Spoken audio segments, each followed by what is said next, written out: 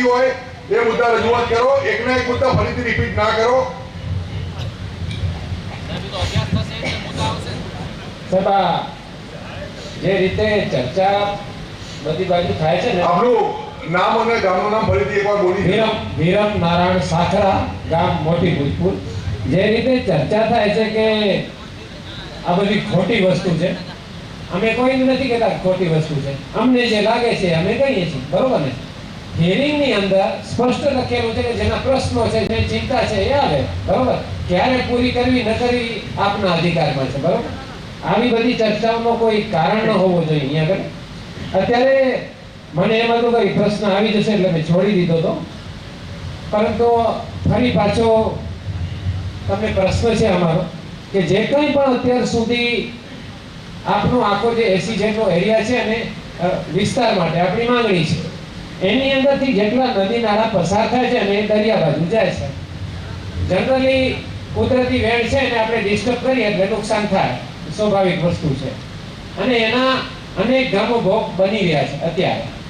તો આ સંદર્ભે ફરી પાછી અધ્યક્ષશ્રી આપને રજૂઆત છે કે જે કંઈ પણ પાણીના વેણ છે એને ક્યાંય પણ ડિસ્ટર્બ કરવામાં ન આવે, એ વેણોને ફરાવવામાં પણ ન આવે, અને જ્યાં છે ત્યાંથી એને ખુલ્લી રીતે પાણી પસાર થઈ શકે એવી વ્યવસ્થા કરવામાં આવે. આના ઉપર આખી ઇકોલોજી આપણી જીવસૃષ્ટિ નિર્ભર છે, અને આ ચક્રની અંદર જો એક કોઈ વસ્તુને નુકસાન થશે તો એનો બીજો જે સાઈડ છે એને એનાથી પણ વધારે નુકસાન થઈ શકે છે. તો આ પ્રશ્ન છે, આ બાબતે આપ જરાક વિસ્તારથી અમને સમજાવો કે અમે ક્યાંય કોઈ ડિસ્ટર્બ નથી કર્યો.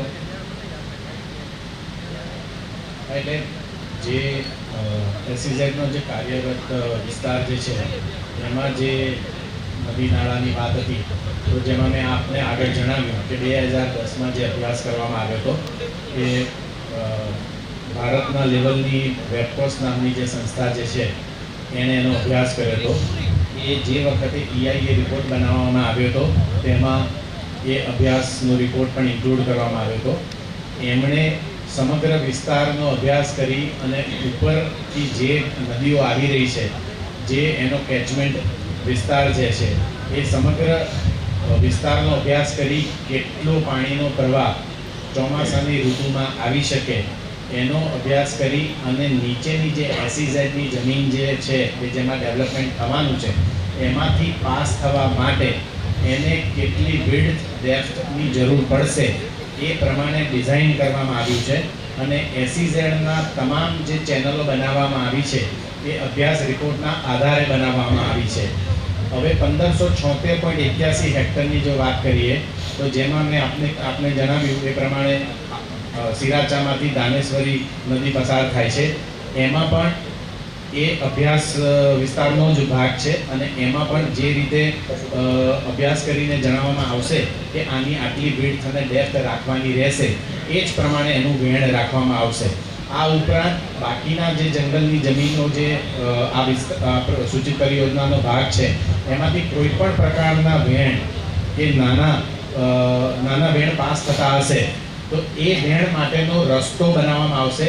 આ કાર્યકારી સારાંશમાં જો અમારો આ નકશો જોશો તો એ નકશાની અંદર સમગ્ર 9 પાર્સલની અંદર આવા જે પ્રકારના વેણ હાજર છે જેમાંથી પાણી આજની તારીખમાં જઈ રહ્યું છે તો એને પસાર થવા માટેની યોજના અંદર દર્શાવેલ છે.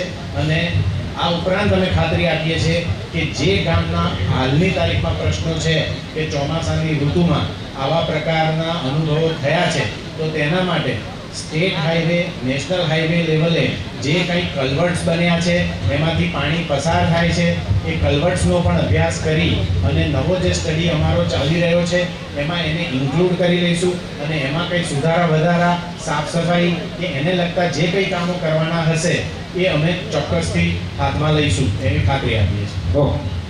અત્યારે છેલ્લા થોડા સમયથી આપણે જોઈએ છીએ તેમાં હમણાં છેલ્લે જ્યારે વાવાઝોડું અને અતિશય વરસાદ થયો ત્યારે મોટા ભાગનો વિસ્તારની અંદર 1 થી 3 ફૂટ પાણી ભરેલો હતો અનેક જગ્યાઓ પર, બરોબર?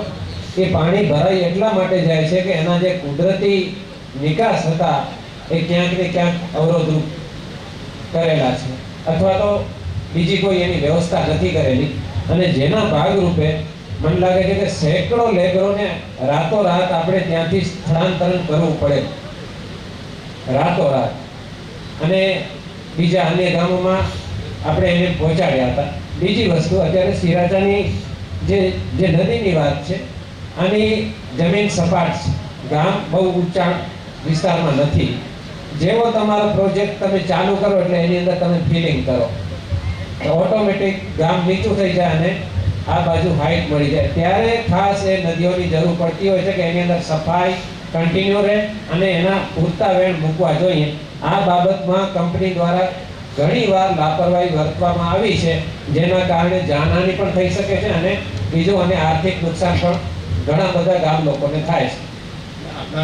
આપના મુદ્દાની નોંધ લઈએ છે, પણ આ અંગેની જે મારી રજૂઆત હતી હું કરી ચૂક્યો છું કે જે સિરાચામાંથી જે નદીનો વહેણ જે પાસ થાય છે એમાં કેટલી ડેપ્થ રાખવાની અને પહોળાઈ અને ઊંડાઈ એનો અભ્યાસ કરીને એટલી ઊંડાઈ રાખવામાં આવશે, જેથી કરીને પ્રોજેક્ટ વિસ્તારમાં ઊંચ નીચ હોય, ગામના લેવલમાં ઊંચ નીચ હોય, પણ એના લીધે કોઈ પણ ઉપરના વિસ્તારમાં પાણીનો ભરાવો ના થાય.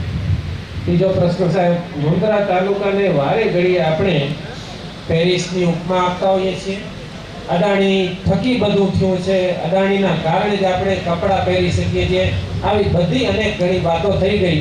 અત્યારે સાહેબ અદાણીની ભૂખી નદી અને એની બાજુની નદી એ જોઈ અને પછી આપણે કાલે મળશું કે આ પેરિસ આને કહેવાય કે કોને કહેવાય.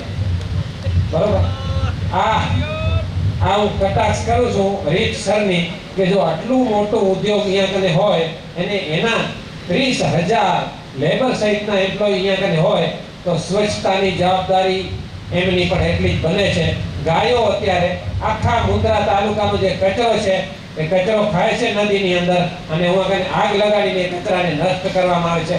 જે ગ્રીન ટ્રિબ્યુનલ અને તમારી પણ સાહેબ જવાબદારી છે કે આ ન થવું જોઈએ, તેમ છતાં ખુલ્લે આમ થાય છે.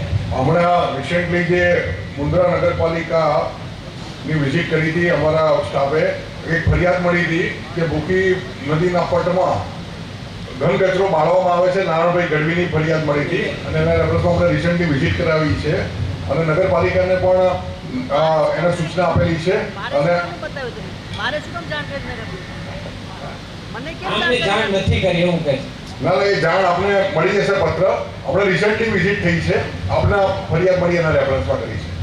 એટલે આ એક નાક છે મુન્દ્રા કોર્ટનું પણ અને અહીંયાની પ્રજાનું પણ, અને એ નાકની અંદર આટલી અવ્યવસ્થા હોય તો અંદર બીજું શું હશે એ કલ્પના બહારથી આવેલા લોકો કરી જાય છે. ને હકીકત એ છે સાહેબ કે અહીંયા કને ઘણી વખત મોટા અધિકારીઓ કે ઘણા લોકો આવતા હોય ને એ કહે છે કે મુન્દ્રામાં રહેવા જેવું નથી, અમે અહીંયાથી ગાંધીધામથી અપડાઉન કરશું. તો આ આપણા માટે એક લાંછનરૂપ નિશાની છે આપણી બધાની, અને એ બધાની સંયુક્ત જવાબદારી છે કે આવું ન થવું જોઈએ. અને આ બહુ નાનો પ્રશ્ન છે.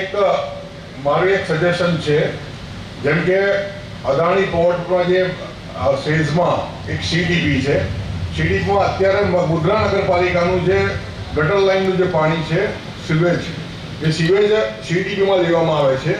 એ રીતે આપના તરફથી મુન્દ્રા નગરપાલિકાને થોડું સપોર્ટિવ પીપીપી મોડમાં કોઈ સપોર્ટ થતો હોય લેન્ડફિલ સાઇટ માટે અથવા તો આજે મ્યુનિસિપલ સોલિડ વેસ્ટને મેનેજ કરવા માટે, એ પણ આપનું એક્સપર્ટાઇઝ એમાં યુટિલાઇઝ થતું હોય તો સારી રીતે કરી શકો છો આપ.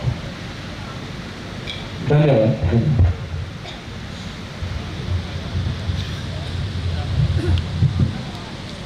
મારો એક પ્રશ્ન છે